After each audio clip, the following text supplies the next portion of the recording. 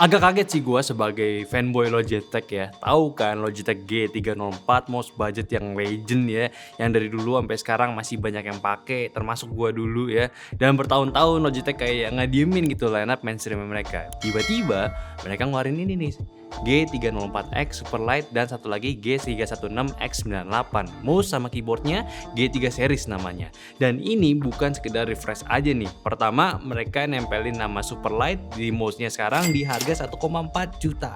Superlight ya. Ya agak kaget sih gua tiba-tiba jadi 1,4 juta ya. Nanti kita lanjutin. Nah, Superlight ini nama yang biasa di varian flagshipnya sekarang turun ke G304 series. Dan sesuai sama namanya, Superlight ini ringan banget. Bobotnya 60 gram aja. Dulu itu kan sampai 99 gram, kayak mana ini hampir 40% turun bobotnya. Yang kedua, sensornya Hero 44K ya, bukan Hero 12K lagi kayak G304 yang lama, dan Hero 44K sensor yang sama kayak lineup Pro X-nya sekarang. Terus keyboardnya G316X98 mechanical, hot swappable, gasket mount juga, 8 kHz polling rate ya. Dengan dot matrix LED display, control dial, sama 30 zone RGB light bar. Harganya ya 1,6 juta. Ini sih sebenarnya masih di level yang oke lah.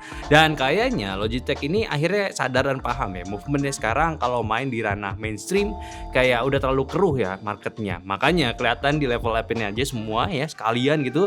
Nah, tapi pertanyaannya, apakah G3 series ini beneran worth it atau cuma keyboard dan mouse yang jual merek doang? Ya, kita bahas G304-nya ya, karena ini yang paling gue excited ya. Pertama kali lihat spesifikasinya ya, akhirnya ini jadi mouse yang bagus. Dulu pakai sensor Hero 12K 99 gram ya, pakai baterai AA ya, bukan rechargeable. Sensornya sih ya udahlah ya, udah flagship dari dulu. Upgrade ke 44K pun juga ya sama bagus ya sekarang. Emang kelihatannya kayak lompatan gede dari 12 ke 44, tapi ya 44K-nya itu untuk level DPI yang lo bisa set sampai 44.000. Dan ini memang agak aneh ya. Siapa yang pakai 44.000 kan? Tapi setidaknya ini kayak lu bisa dapetin spek 678 IPS tracking speednya dan juga 40G acceleration. Klaimnya itu ya pengen mereka buat mouse yang zero smoothing, zero acceleration, sama zero filtering. Jadi memang pure tangan lu aja lah. Kalau lu lagi main gamenya itu masih tetap jelek ya, karena mouse-nya sendiri kayak udah gak dikasih alasan lagi buat lu komplain barangnya lagi nih. Tapi yang terpenting juga, selain spek sensor mouse yang upgrade, efisiensi dayanya ya udah semakin oke lah. Setelah eliminasi baterai cabut pasang, jadi mouse yang di-charge terus dengan kapasitas baterainya di 40 mAh ya, ini udah tergolong awet lah. Dari gua dapet mouse ini sampai sekarang sekitar seminggu lebih, gua belum ada lah ya ngecas lagi. Udah aman dan pula chargingnya udah pakai port Type C.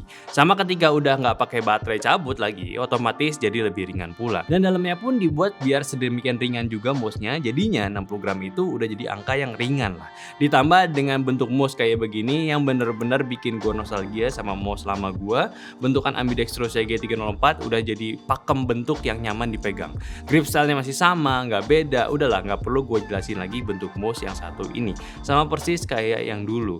Kalau koneksinya jelas 3 mode ya, wireless dongle, bluetooth, sama kabel, which is ini wide range use juga. Jadinya ketika gue pakai mouse ini ya bener-bener gue itu udah nggak ada masalah lah pakai mouse-nya. Bener-bener yang dirasain itu ya kayak zaman dulu aja, G304 yang lama.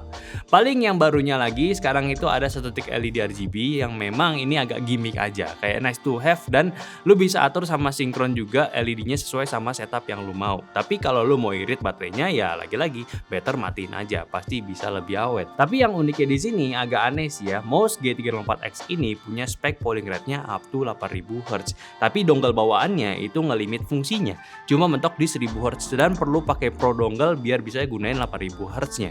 Kalau di luar sih mungkin ada aja dongle yang jual ya, cuma kalau untuk market Indo sih gue belum tahu akan dijual atau enggak. Cuma seenggaknya sih buat gue pribadi gak ngerasa bedanya juga antara 1000, 4000, malah sampai 8000 ya. Yang gue tahu makin tinggi ya makin gak bersahabat lah kalau misalkan PC lu kentang. Anyway, geser dulu ya ke keyboardnya. Sebagus apa ya? Pertama, ini keyboard mechanical wired ya. Cocok buat yang anti sama keyboard wireless, mungkin bakalan suka. Cuma kalau dari gue yang sukanya itu ya dari layoutnya. Udah lama gue gak pakai layout 98. Akhirnya nyobain lagi.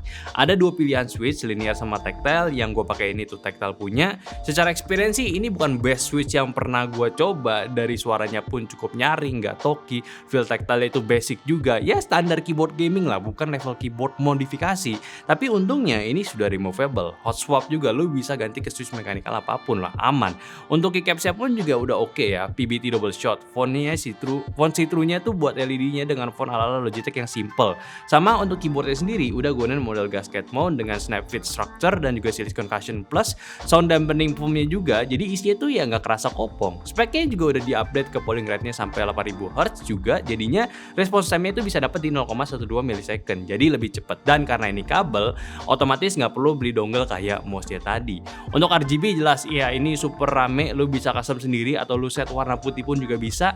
Ditambah untuk pernak-pernik dekorasinya, Logitech nambahin LED strip yang panjang antara F-row dan juga numbernya ya. Sama untuk tombol escape gunain keycaps yang berbeda dan senada dengan dial knob-nya. Nah, untuk knob-nya ini menjadi yang spesialnya mereka juga. Dulu kan nggak ada. Sekarang didesain dengan fungsi atur volume ya. Biasa memang sih ya, udah banyak yang punya fitur ini. Tapi Logitech nggak mau gitu-gitu doang, yang jadinya tiap lu gunain buat naik turun volumenya, ada LED efek yang ngikut. Bahkan dot matrix sebelahnya pun juga sama. Cocok buat yang demen keyboard heboh lah ya. Sama sebelahnya lagi ada tombol game mode, yang jelas ini untuk nonaktifkan tombol Windows atau tombol-tombol yang lu set di softwarenya. Dan secara overall memang keyboardnya ini masih full plastik bahannya, belum jadi aluminium case atau gimana, karena ya nggak mungkin juga untuk di harga segini bakal jadi aluminium kan. Nah sekarang experience gue nih pakai kedua produk ini, yang gue itu sih udah langsung terbiasa lah sama keduanya. Lagi-lagi gue terbiasa sama produk Logitech dan udah pasti nyaman dipakainya. Buat ngetik, main game udah aman lah. Tapi memang gue kan ya ada keyboard mode sebelumnya, dan balik gunain keyboard yang out of factory-nya itu rasanya tuh kayak memang harus ganti aja sih switch-nya. Ya mungkin penilaian switch-nya ini jadi bias memang, karena gue udah nggak pakai switch yang biasa-biasa aja buat daily use-nya. Makanya lu bisa pilih deh antara stick sama bawahannya, atau ya upgrade aja sendiri ke selera masing-masing. Namun secara penggunaan biasa ini udah aman banget lah buat sebuah keyboard gaming. Ingat ya, keyboard gaming. Dan gue suka juga ya karena nggak banyak perintilan-perintilan juga di keyboardnya. Jadi memang ini keyboard yang to the point lah ke penggunaannya. Sama pula kayak mouse-nya, di upgrade tapi tetap straight to the point, gak dikasih banyak fitur gimmick, tapi upgrade yang memang masih ketinggalan sama mouse-nya dulu. Diringanin, ini poin penting juga ya, jadi lebih asik buat mode kompe dengan tipe sensor yang udah flagship juga. Jadi nggak usah cek gimana akurasinya, LOD buat ngeflick geser per pixel kayak gimana, karena ya udah bagus banget. Logitech pun memang udah dari dulu lah kalau soal performance ya. Yang kali ini dibawa lebih ke rasa nostalgianya aja sih. Tapi nggak tahu juga sih ya, nggak bisa dibilang nostalgia juga karena yang lama pun tetap dijual ya. Jadi ini upgrade buat lo yang mungkin udah suka banget sama bentukan mouse-nya dan malas adaptasi lagi sih. Tapi memang gitu ya, umumnya kan kalau sebelumnya ke Pro Series itu Logitech biasanya naik ke G5 seriesnya, yang mana bentuknya beda banget ya, banyak yang nggak biasa juga memang. Jadinya ini bisa nih sekarang ya, dari G304 ke G304 lagi yang baru. Nah jangan lupa juga ada si Logitech G Hub loh, software all-in-one yang mereka buat config mouse-nya. Basicnya sih ya DPI setting lu bisa atur di sini, RGB-nya di sini juga. Ya udahlah lengkap di sini. Jadi lu pastiin aja ketika punya mouse sama keyboardnya Logitech ya jangan sampai nggak install aplikasinya.